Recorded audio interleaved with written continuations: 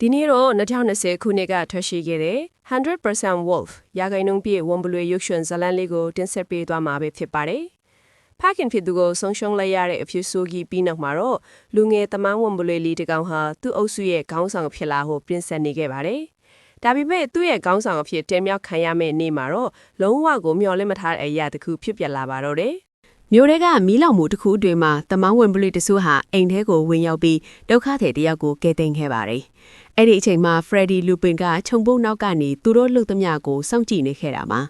အိမ်ထဲမှာနောက်ထပ်လူတစ်ယောက်ပိတ်မိနေသေးတာကိုသိလိုက်တဲ့အခါ Freddie ဟာကယ်ဖို့ဆိုပြီးမီးထဲကိုပြေးဝင်သွားခဲ့ပေမဲ့သူ့စပင်တွေမီးဆွဲသွားခဲ့ပြီးဖခင်ဖြစ်သူ Flashhead ကအဲ့ဒီနောက်မှာတော့ကောင်လေးဟာလာကြောက်တုံးကိုတုံးပြီးသူတို့ကိုရှာတွေ့သွားတာကိုဖခင်ဖြစ်သူကသိသွားပြီးသူ့ကိုအိမ်ပြန်ဖို့အမိန့်ပေးခဲ့ပါသည်ဖခင်ဖြစ်သူ Flashhead ဟာသူ့သားကနောက်ကိုလိုက်လာမှမသိခဲ့ပဲ Freddie အနေနဲ့ဝန်ဘလွေးအစ်စ်ထလာတဲ့အခါမှဒါကယ်ဆယ်ရေးလုပ်ငန်းတွေမှာပါဝင်ခွင့်ရမယ်လို့ပြောခဲ့ပါသည်သူ့အနေနဲ့နောက်ထပ်တာဝန်တစ်ခုကိုသွားနေချိန်မှာအဲ့ဒီကြောက်တုံးကိုတေချာသိမ်းထားဖို့ Freddie ကိုတောင်းဆိုခဲ့ပါတယ်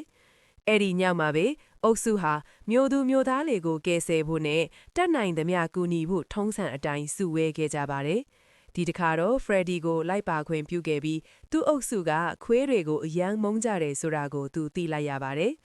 ်မိုးလင်းခါနီးအချိန်မှာတော့အုပ်စုခွဲလိုက်ကြပြီး Flashhead ကသူ့သားကိုကြောပို့ပြီးအိမ်ပြန်လာခဲ့ပါတယ်သူတို့သားအဖဟာလူမမြင်အောင်တောလန်းကနေပြန်လာချိန်မှာ Freddie ဒီလောက်ရေခဲမုန်ကားကြိုက်မိမလို့ဖြစ်သွားခဲ့ပါတယ်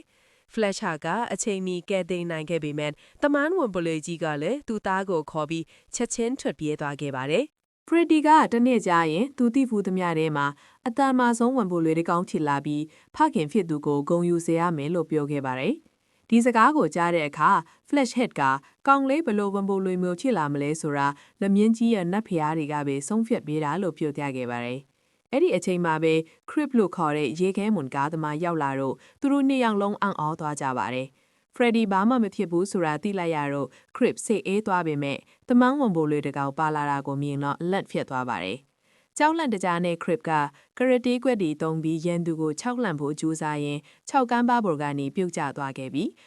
းဒါပေမဲ့ဝန်ပလွေရဲ့လက်ထဲကနေယုံထွက်ဖို့ကြိုးစားရင်နှစ်ယောက်လုံးပြုတ်ကျသွားပါတော့တယ်။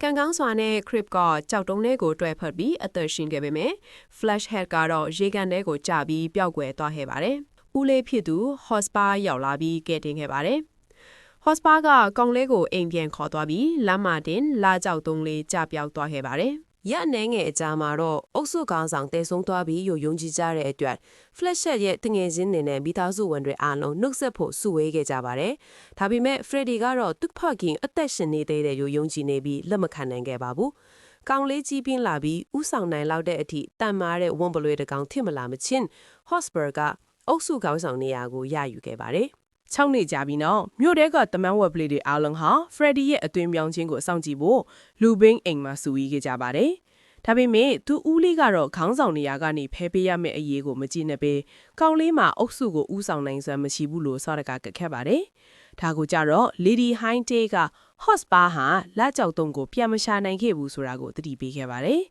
အမျိုးသားဖြစ်သူကတော့ Chris စီမှာအကောင်းဆုံးဝန်ပလီရှာဖွေရေးကိရိယာတွေရှိနေပြီးသူ့အုပ်စုအနာကတ်သွားတိုင်းအစိတ်သိငွေမုံလီမေစီးတနတ်နဲ့တိုက်ခိုက်ခံရလိုပါလို့စင်ချေပေးခဲ့ပါတယ်။ Lord Hindley ကတော့သူ့လောက်ရက်တွေအတွက်ကျေးဇူးတင်ပေမဲ့ Freddie ခေါင်းဆောင်ဖို့နေရဖယ်ပေးရမယ့်အချိန်ရောက်နေပြီလို့ပြောလိုက်ပါတယ်။လူငယ်လေးရောက်လာတဲ့အခါ Lady Hindley ကအခမ်းအနားကိုစတင်ခဲ့ပြီး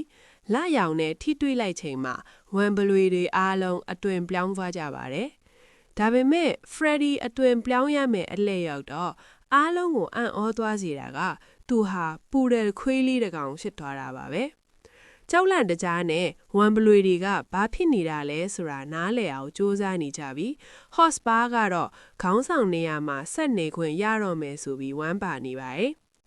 ကောင်လေးဟာလက်ကြောက်တုံးကိုပျောက်စီခဲ့လို့ကျိန်စာတက်နေတာလို့သူကဆွဆွဲခဲ့ပါတယ်။ Lady Hindley ကတော့ Freddie အနေနဲ့နောက်ထပ်လမထွက်ခင်အချိန်အတွင်းသူဟာဝန်ပလွေအစ်စ်ဖြစ်ကြောင်းတတ်သိပြရမယ်။မဟုတ်ရင်အုပ်စုကနေနှင်ထုတ်ခံရပြီးအခြားခေါင်းဆောင်တစ်ယောက်ကိုအစားထိုးရွေးချယ်ရမယ်လို့ပြောခဲ့ပါတယ်။အဲ့ညအခန်းထဲပြန်ရောက်တော့ Freddie စီကိုကောက်ကျစ်တဲ့ညီကိုဝမ်းခွဲတွေရောက်လာပြီး သူ့ကိုဖမ်းကအမွေးတွေကိုပန်းရောင်ဆိုးပေးလိုက်ပါတယ်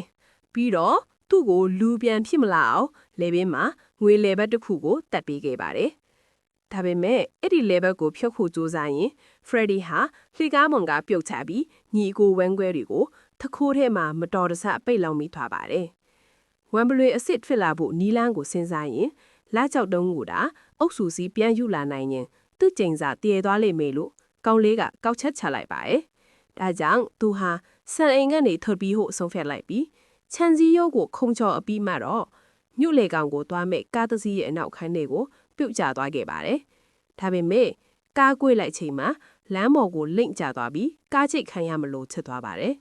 ခွေးလေးအန်ရီဂျုံနေတာကိုမြင်တော့လမ်းဘေးခွေးမလေးဘတ်တီရောက်လာပြီးကဲတင်ခဲ့ကလူသွားလမ်းပေါ်ကိုခေါ်ဆောင်သွားခဲ့ပါတယ်။ဒါပေမဲ့ကျေးဇူးတင်မဲ့အစားဖရက်ဒီကဘတ်တီကိုခွေးဖြစ်နေလို့ဆိုပြီးအထင်သေးကသူကလူတစ်ယောက်ဖြစ်ကြောင်းပြောဆိုခဲ့ပါတယ်။ဖရက်ဒီတယောက်လမ်းပေါ်ကခွေးတွေနဲ့ပြဿနာတက်ပြီးနောက်လက်ကြောက်တုံးပြန်မရမချင်းလမ်းပေါ်မှာရှင်သန်နိုင်ဖို့ဘတ်တီအကူအညီလိုတဲ့ဆိုတာကိုသဘောပေါက်သွားပါတယ်။ဘတ်တီကသူ့ကိုမတင်ကားစရာမဖြစ်အောင်ခွေးတကောင်လိုဘလို့နေထိုင်ရမလဲဆိုတာသင်ပေးခဲ့ပါတယ်။ရေခဲမွန်ကားသမားခရစ်ရဲ့လိုဝတ်ဓာတ်ခွေခန်းနဲ့ရောက်သွားချိန်မှာခရစ်ကဒီခွေးလေးမှာလူခွေးနဲ့ဝမ်ဘလူး DNA တွေပါဝင်နေကြောင်းတွေ့ရှိသွားပါတယ်။ဘတ်တီရောက်လာပြီးကဲတင်ပေးလို့ဖရက်ဒီတယောက်လက်ကြောက်တုံးကိုယူပြီးထွက်ပြေးနိုင်ခဲ့ပါတယ်။ဘတ်တီကသူမရဲ့အထီးချမ်းဆန်တဲ့ဘဝအကြောင်းပြောပြတဲ့အခါဖရက်ဒီကလည်းသူဟာတမန်ဝမ်မလွေတကောင်ထစ်ကြောင်းအမှန်လိုက်ဝင်ခံလိုက်ပါတယ်။အဲ့ဒီအချိန်မှာပဲမုတ်ဆိုးတွေရောက်လာပြီးသူတို့နှလုံးလုံးအဖမ်းခံရကအကျဉ်းထောင်ခွေးကေဟာကိုအပို့ခံလိုက်ရပါတယ်။ခွေးကေဟာမှာတတ်မှုလို့ခေါ်တဲ့ရက်ဆက်တဲ့အမျိုးသမီးကြီးနဲ့တွေ့ရပြီးအဲ့ဒီမှာပဲတွစ်ချီဟေးမစ်နဲ့ဘရူနိုစတဲ့ခွေးတငယ်ချင်းတွေရခဲ့ပါတယ်။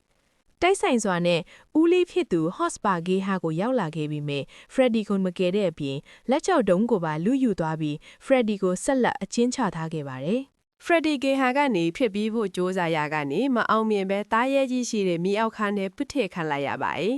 ဒါပေမဲ့အဲ့ဒီတားရဲကြီးဟာတခြားသူမဟုတ်ပဲသူ့ဖခင် Flash Head ဖိနေတာကိုအံ့ဩဝယ်တွေ့လိုက်ရပါတယ်Flash Head ဟာ6ထဲကပြုတ်ကျပြီးနောက် Hotspur ရဲ့ဖန်စီအချင်းချခြင်းကိုခံထားရတာပါ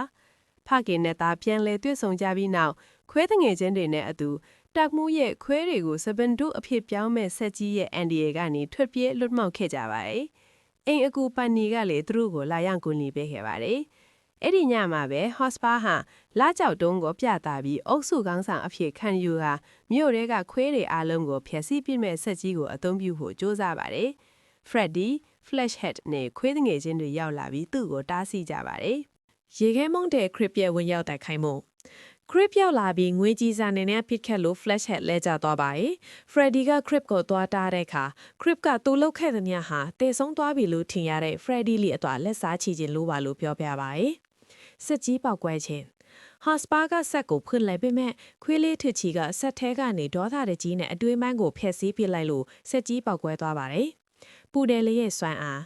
ဒေါသထွက်နေတဲ့ Hotspur က Freddy ကိုတိုက်ခိုက်ပါတယ်။အမိုးပေါ်ရောက်သွားတဲ့ Freddy ဟာလူအသွင်နဲ့ဆိုရှင်းနိုင်မှာမဟုတ်ဘူးဆိုတာသိလို့လာရောင်ကိုခံယူပြီးအသွင်ပြောင်းလိုက်ပါတယ်။ပူတယ်လေးပြန်ဖြစ်သွားပေမဲ့သူဟာတခြားဝင်မလွေတွေလိုပဲစွမ်းအားကြီးတယ်ဆိုတာကိုသိသွားပြီးသူ့ရဲ့ဟိဟောက်ထန်ကိုသုံးက Hotspur ကိုအမိုးပေါ်ကနေပြုတ်ကျသွားစေပါတယ်။